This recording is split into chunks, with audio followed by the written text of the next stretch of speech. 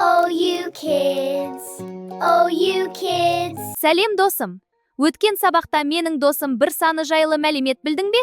Бүгін мен саған 2 санына қызықты деректер айтамын. Олай болса, кеттік. Ең алғашқы жұп сан. Оны 2-ге тең бөліктерге бөлуге болады, және бір затқа тағы бір зат қоссақ 2 болады. Мысалы, 1 қосу 1 тең 2. Табиғатта көп нәрсе екеуден болады. 2 көз, 2 құлақ, 2 қол, 2 аяқ. Сонымен қатар сағатта тіл екеу болады. Сағат тілі мен минут тілі.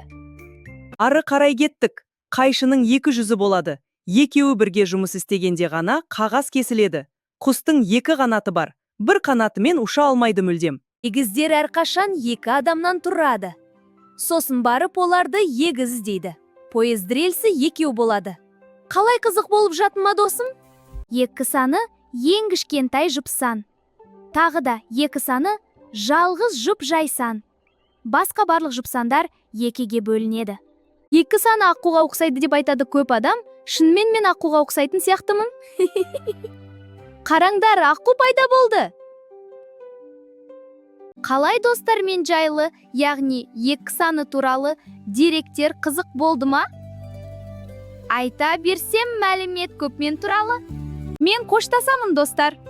Қызық болсаң, комментке жаз. Келесі қай сан туралы айтайын? Ойынды жаз астына. Пока-пока.